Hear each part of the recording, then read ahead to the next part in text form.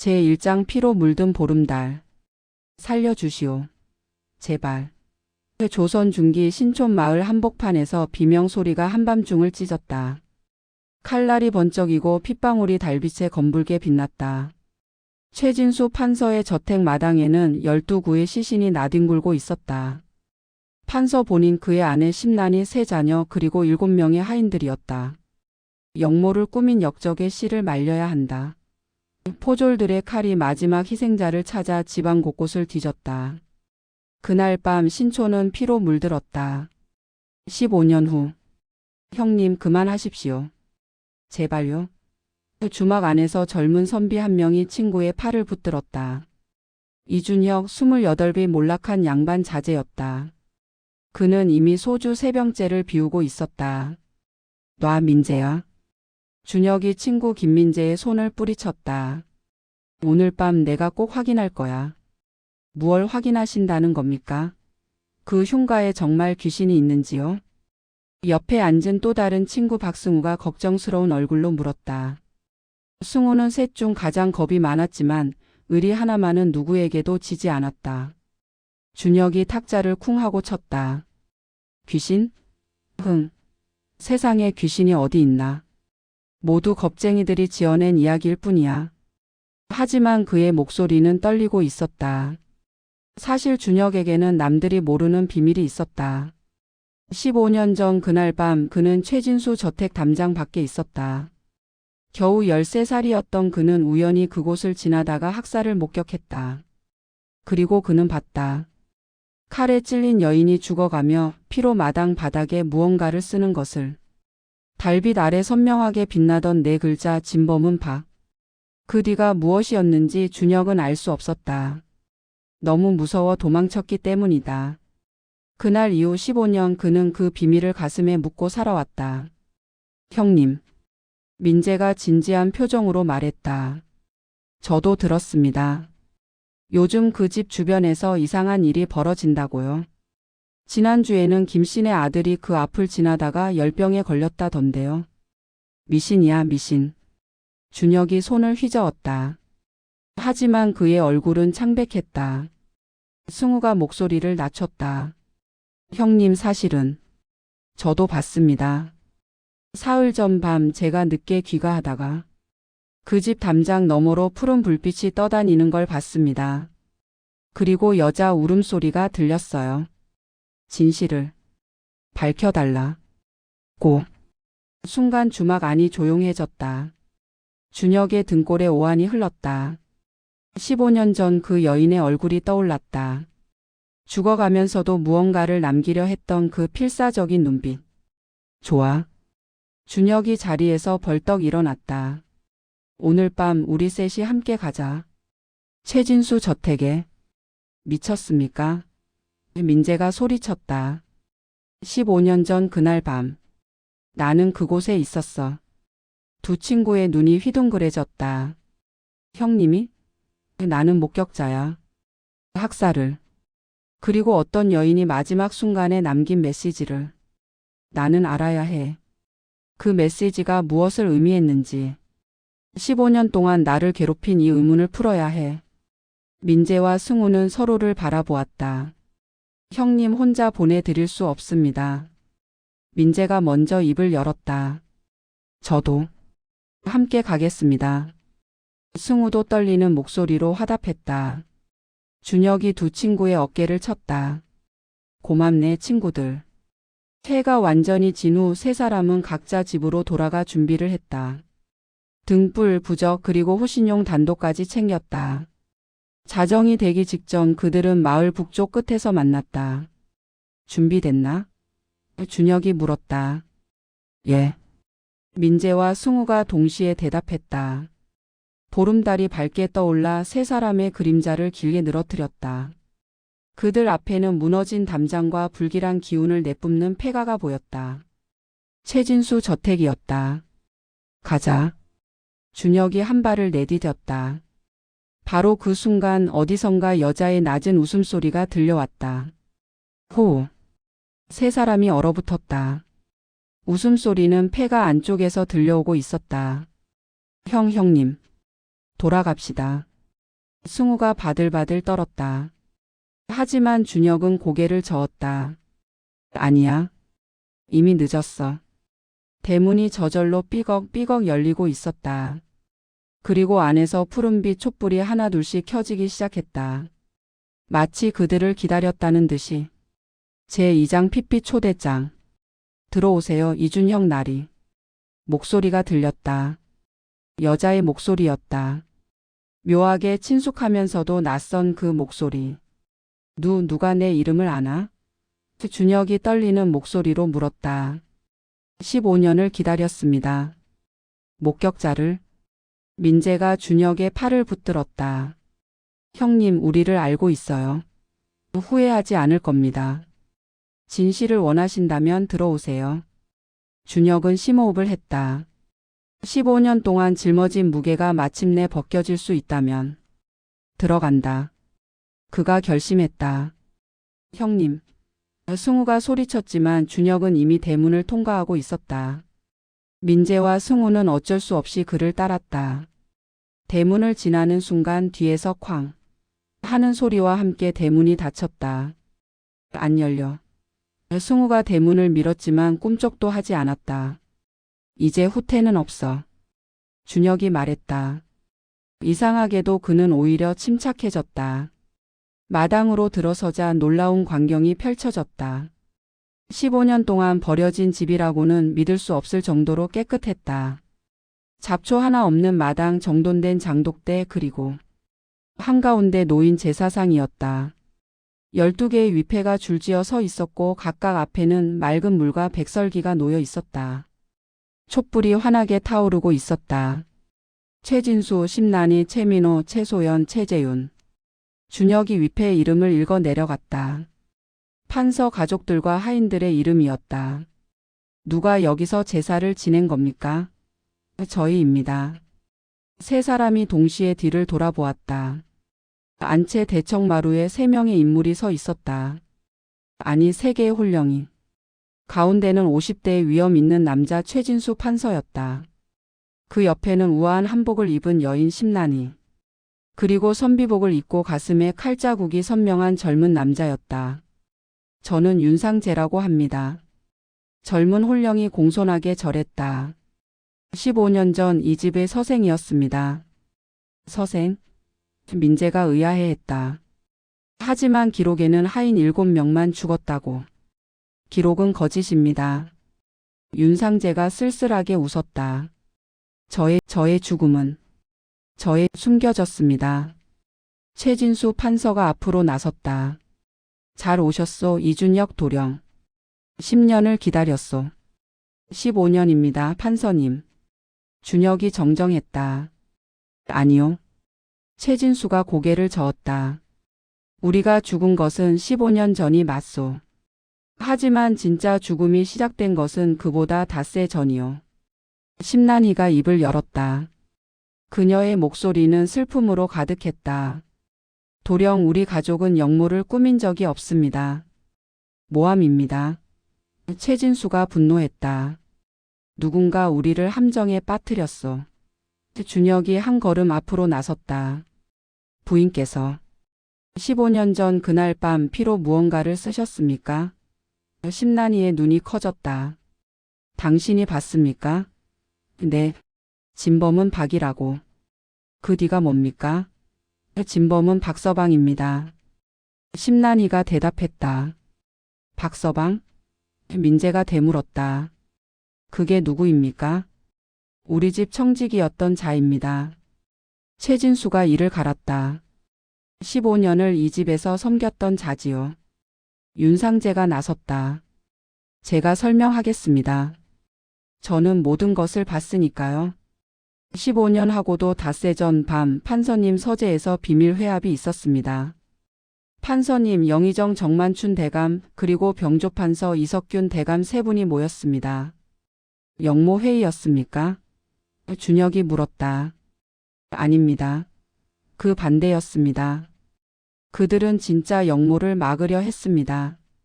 당시 좌의정이었던 한익주가 영모를 꾸미고 있었고 판서님과 두 대감은 그 증거를 모으고 있었습니다. 그것이 한익주의 계략이었습니다. 심란이가 대답했다. 그는 먼저 우리를 역적으로 몰아 제거했습니다. 윤상재의 얼굴이 어두워졌다. 박서방이 배신했기 때문입니다. 그는 한익주의 첩자였습니다. 그는 판서님의 서재에서 회의 내용을 훔쳐들었고 그것을 영모 계획으로 조작했습니다. 그리고 내 도장을 훔쳐 가짜 영모 문서에 찍었소. 최진수가 분노에 떨었다. 준혁은 점점 진실에 가까워지고 있다는 것을 느꼈다. 그렇다면 박서방은 지금 어디 있습니까? 갑자기 안채 안쪽에서 박수 소리가 들려왔다. 짝짝짝짝. 훌륭합니다. 역시 서생은 똑똑하군요. 새로운 목소리였다. 안채 문이 열리며 한 노인이 걸어 나왔다. 70은 넘어 보이는 노인이었지만 눈빛만은 날카롭고 살아있었다. 당신은? 준혁이 경악했다. 노인이 비웃듯 웃었다. 오랜만이요, 판서님. 15년 만이군요. 박서방. 최진수가 분노로 외쳤다. 정확하게는 박득춘이요. 그리고 이제는 한익주 대감의 집사지요. 민재가 단도를 꺼내 들었다. 내 놈이 진범이구나. 진범? 나는 그저 충성스러운 하인이었을 뿐이요. 제3장 뒤틀린 충성. 충성? 주인을 배신한 것이 충성이라고? 준혁이 비웃었다. 박득춘의 눈빛이 차가워졌다. 최진수는 내 주인이 아니었소. 진짜 주인은 따로 있었지. 한익주 말이냐? 최진수가 다그쳤다. 그렇소. 나는 태어날 때부터 한씨 가문의 종이었소. 어려서 최씨 집안의 첩자로 들어온 것이요. 20년 동안 기회를 노렸지. 윤상재가 분노했다. 그래서 판서님 가족을 몰살시킨 건가? 몰살? 아니요, 나는 아무도 죽이지 않았소. 나는 그저 문서를 조작하고 증거를 만들었을 뿐이요. 칼을 휘두른 것은 관가의 포졸들이었소. 준혁은 소름이 돋았다. 이 노인은 전혀 죄책감을 느끼지 않고 있었다. 그런데 말이오. 여러분은 아직 진실의 반도 모르고 있어. 판서님, 당신은 정말 영모를 막으려 했다고 생각하시오? 물론이다. 그럼 왜? 부인은 그날 밤 영의정 정만춘과 은밀히 만났소? 정만춘의 별채로 들어가는 것을 봤소. 판서님이 회의 중일 때 말이오. 심란이의 얼굴이 창백해졌다. 그건 저는 그분에게 부탁하러 간 것뿐입니다. 당신을 살리기 위해서였어요. 정만춘 대감이 당신을 영모에서 빼주겠다고 했어요. 뭐라고? 최진수가 경악했다. 박득춘이 박장대소했다. 하, 보시오 판서님. 당신의 아내도 당신을 배신했소. 아닙니다. 저는 당신을 구하려 했어요. 박득춘이 다그쳤다. 하지만 그 대가로 무엇을 주었소? 정만춘이 원한 것은 무엇이었소? 심란이가 입을 다물었다. 말해보시오. 최진수가 아내에게 소리쳤다. 우리 딸 소연이를 그의 첩으로 보내달라고 했어요. 침묵이 흘렀다. 그래서 당신은 딸을 팔려 했단 말이오? 아니에요. 저는 그것도 거절했어요. 절대 그럴 수 없다고. 윤상재가 끼어들었다. 그건 사실입니다. 부인께서는 단호하게 거절하셨습니다. 박득춘이 코웃음 쳤다. 그래서 정만춘도 판서님을 구하지 않았지. 결국 당신 가족은 모두 죽었어. 준혁은 상황이 점점 복잡해지는 것을 느꼈다. 잠깐, 그렇다면 정만춘도 공범인가? 아니요. 정만춘은 기회주의자였을 뿐이요. 한익주의 역모를 알았지만 최진수를 희생시켜 자신의 안전을 도모하려 했지. 바로 그때 대청마루 뒤에서 소녀 귀신 최소연이 나타났다. 이 모든 것의 시작은 바로 저였습니다. 제4장 소녀의 비밀. 무슨 소리냐, 소연아.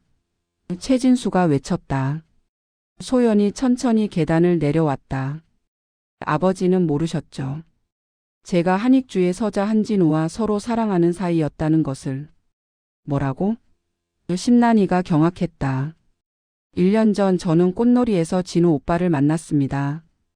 우리는 사랑에 빠졌고 비밀리에 만났습니다. 소연이 준혁을 바라보았다. 진우 오빠는 서자였기에 아버지 한익주에게 인정받지 못했습니다. 그는 아버지에게 인정받고 싶었고, 그래서 영모를 도왔단 말이냐? 아닙니다. 진우 오빠는 영모를 막으려 했습니다. 아버지를 바른 길로 인도하려 했죠. 박득춘의 얼굴이 굳어졌다. 소연이 손을 휘두르자 그의 입이 풀렸다. 거짓말. 한진우는 영모의 핵심 인물이었소. 아니에요. 진우 오빠는 저에게 모든 것을 털어놓았습니다. 그래서 제게 부탁했습니다. 제 아버지 최진수 판사님께 도움을 청하라고. 최진수가 헛웃음을 흘렸다. 네, 아버지. 당신은 제 부탁으로 움직이신 겁니다. 저 때문에 우리 가족이 모두 죽었습니다. 윤상재가 나섰다. 윤상재가 아가씨, 당신은 몰랐습니다. 한진우가 거짓말쟁이였다는 것을요. 소연이 서글프게 웃었다. 죽기 직전에 깨달았습니다. 진우 오빠는 처음부터 저를 이용했습니다. 그는 정말로 영모의 핵심 인물이었고 제 아버지를 함정에 빠뜨리려 했습니다. 한익주는 영모에 성공하면 최씨 가문의 재산과 땅을 차지하려 했습니다. 그리고 진우 오빠는 그 공으로 적자로 인정받으려 했고요. 박득춘이 킬킬 웃었다. 이제야 진실을 깨달았군. 하지만 박서방, 당신도 속았습니다. 당신은 한익주에게 충성했다고 했죠. 하지만 한익주는 당신을 배신했습니다. 영모가 실패한 후 한익주는 모든 죄를 부하들에게 뒤집어 씌웠습니다. 당신도 제거 대상이었어요. 박득춘이 비틀거렸다. 진실입니다. 당신이 살아있는 것은 증거를 숨겨놨기 때문이죠. 나도 희생양이었소. 박득춘이 쓴 웃음을 지었다. 하지만 당신은 선택했습니다. 당신은 무고한 사람들을 죽음으로 몰넣었습니다. 윤상재가 단호하게 말했다. 이것은 정의요. 썩어빠진 양반 사회에 대한. 박득춘이 눈을 부릅떴다. 바로 그 순간 우레 같은 웃음소리가 들려왔다. 안채문이 활짝 열리며 화려한 관복을 입은 노인 한익주가 걸어 나왔다. 60 중반의 위험 있는 모습. 하지만 그의 눈에는 광기가 서려 있었다. 한익주. 최진수가 분노로 외쳤다. 오늘이 제삿날이 아닌가? 내가 죽인 자들을 기리러 왔지. 제5장 핏줄의 저주. 소연이가 내 손녀라니. 최진수가 경악했다. 한익주가 천천히 고개를 끄덕였다. 그렇소, 최 판서. 당신은 몰랐겠지. 당신의 아내 심란이가 누구인지. 저는 한익주의 서녀입니다. 순간 모든 것이 멈춘 듯 했다. 내 외손녀요. 그리고 내 아들 진우와는 사촌간이지. 소연이 쓴 웃음을 지었다. 그래서 할아버지는 저희의 사랑을 이용했던 거군요. 아니다. 나는 너희를 구하려 했다. 나는 진우와 너를 맺어주려 했다. 하지만 최진수, 당신이 내 딸 난이를 천대했소. 서녀라는 이유로 내 손녀 소연도 같은 운명을 겪게 하려 했소. 아니요. 남편은 저를 천대하지 않았어요. 심란이가 외쳤다. 한익주가 다그쳤다. 그럼 왜 재산 상속에서 제외시켰소? 법 때문입니다. 당시 법으로는 서녀의 자식은 법. 양반들이 만든 썩어빠진 법. 그 법 때문에 내 딸이 고통받았소. 준혁은 복잡해지는 상황에 혼란스러웠다. 그래서 영모를 일으킨 겁니까? 나는 영모를 일으킨 적이 없소. 영모의 진짜 주모자는 따로 있었지. 최진수, 당신이요. 증거가 있소. 이것은 당신이 직접 작성한 영모 계획서요. 준혁이 문서를 보았다. 최진수의 서명과 도장이 찍혀 있었다. 조작입니다. 목이 잘린 한진우의 홀령이 나타났다. 아버지. 미안해, 소연아. 나는 너를 진심으로 사랑하지 않았어. 나는 아버지의 명령을 따랐을 뿐이야. 너를 이용해 최씨 가문을 무너뜨리라는 알고 있었어요. 죽기 직전에 깨달았습니다. 오늘 모든 진실을 밝히기 위해 왔습니다. 진짜 진실이 무엇이냐? 영모의 진짜 주모자는 정만춘 영의정이었습니다. 정만춘은 왕위를 노리고 한익주와 최진수를 서로 싸우게 만들어 둘 다 제거하려 했습니다. 박서방은 정만춘의 진짜 첩자였고 나도 정만춘에게 이용당했습니다. 내가 나를 배신했단 말이냐? 한익주가 물었다. 예. 하지만 마지막 순간 저는 후회했습니다. 그래서 소연에게 진실을 말하려 했죠. 하지만 아버지가 내 목을 쳤지. 한익주가 쓴 웃음을 지었다. 준혁이 정리했다. 정만춘이 모든 것의 배우란 말입니까? 그렇습니다. 저는 정만춘의 비밀 문서를 발견했고 그래서 죽임을 당했죠. 정만춘은 어디 있습니까? 죽었소. 10년 전 병으로. 소연이 웃었다. 정만춘은 죽기 전 10년 동안 전신마비로 고통받았어요. 우리 12홀령이 함께 그를 저주했습니다. 제6장 용서와 심판. 아직 끝나지 않았습니다. 할아버지의 죄입니다. 아들을 죽였고 저를 이용했죠. 그리고 박서방 당신은 복수를 택해 무고한 사람들을 죽였습니다. 피해자였다고 해서 가해자가 될 권리는 없습니다. 박득춘이 주저앉아 머리를 조아렸다. 용서해 주십시오. 제가 잘못했습니다.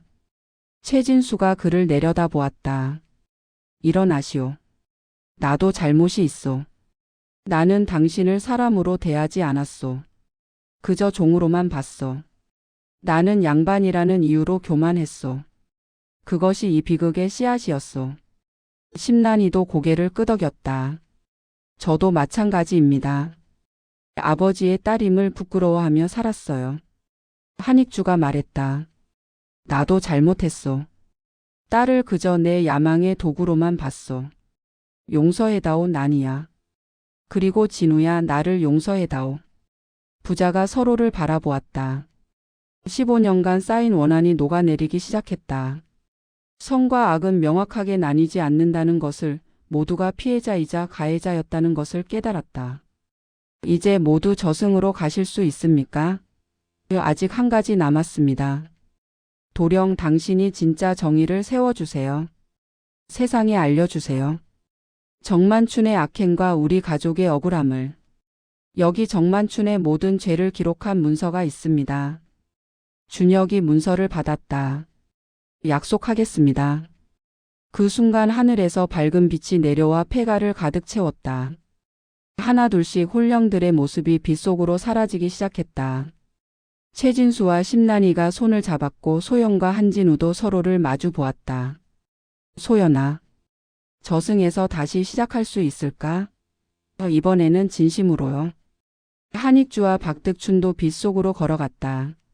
15년 동안 이곳에 묶여있던 12홀령이 마침내 해방되는 순간이었다. 도령, 고맙습니다. 세상을 바꿔주세요. 준혁이 대답했다. 약속하겠습니다. 에필로그 새로운 시작. 다음 날 아침 준혁은 상소를 올렸다.